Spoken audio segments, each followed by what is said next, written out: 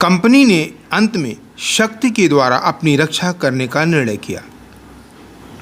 इसने हुगली में एक किलाबंद बस्ती बनाना शुरू कर दिया।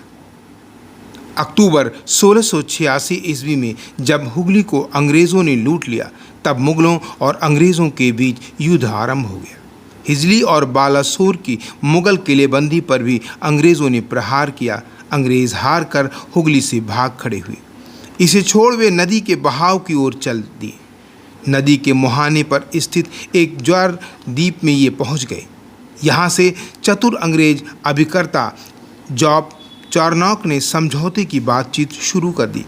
इसका परिणाम ये हुआ कि अंग्रेज़ों की 1687 में शरद ऋतु में शत्रुनीति से लौट आने की आशा मिल गई, किंतु जब चटगांव हथियार लेने का आदेश देकर लंदन की से कप्तान विलियम के अधीन एक नई जलसेना भेजी गई, तब अगले साल लड़ाई फिर छिड़ गई। नायक अपने लक्ष्य में असफल रहा और मद्रास चला गया। बम्बई के प्रेसिडेंट और काउंसिल ने मुगल बादशाह से 1690 में संधि कर ली। तब कहीं जाकर अंग्रेज़ों के ये उद्दत और विवेकहीन काम हो सके।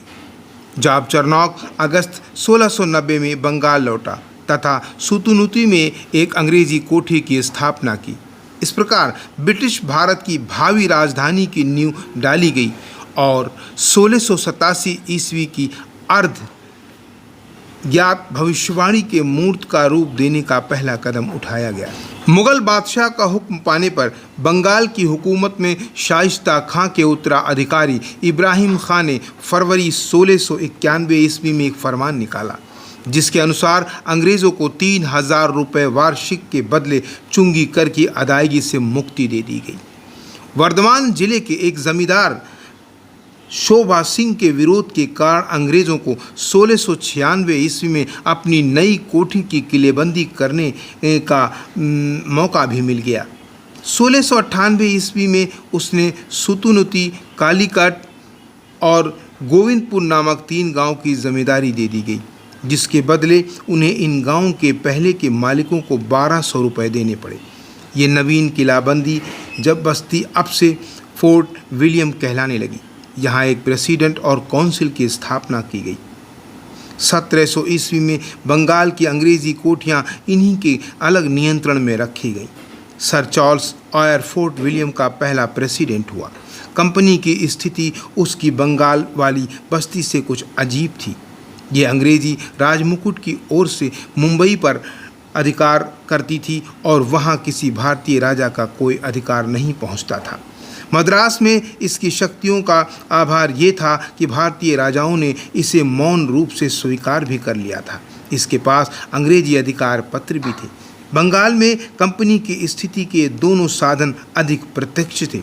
यहाँ की अंग्रेज़ी प्रजा पर इसका अधिकार अंग्रेज़ी कानूनों और अधिकार पत्रों के कारण था, किंतु भारतीय आबादी पर इसका अधिकार जमींदार की हैसियत से था। चार्ल्स द्वितीय और जेम्स द्वितीय के समय में कंपनी की जो समृद्धि हुई, उसने इसके शत्रुओं में ईर्ष्या उत्पन्न कर दी। 1688 ईस्वी की क्रांति के कारण ह्यूग नामक दल का शासन प्रारंभ हो गया। इस समय कंपनी के शत्रु इसकी व्यापारिक सुविधाओं के उत्तराधिकार को बुरा मानते थे। ह्यूग पुरानी सरकार से मिलकर रहने वाले व्यापारियों की इस संस्था के विरुद्ध थे। वे खानगी व्यापारियों की, जिन्हें हस्तक्षेपकारी या दस्तदास कहा जाता था, सहायता करने लगे। 1694 ईस्वी में हाउस ऑफ कॉमन्स यानी इंग्लैंड की लोकसभा ने यह प्रस्ताव पारित किया कि इंग्लैंड की सारी प्रजा को भारत में व्यापार करने का समान अधिकार है, यदि उसे किसी कानून द्वारा न रोका जाए। 1698 ईस्वी में एक विधेयक कानून बना, जिसके अनुसार एक नियमबद्ध कंपनी के तौर पर एक नई कंपनी कायम हुई। ये नई संस्था जनरल सोसाइटी के नाम से प्रसिद्ध हुई। भारत में व्यापार करने के अधिकार को अक्षुण्ण रखने के ख्याल से पुरानी कंपनी सदस्य के रूप में 1707 में इसे आ मिली।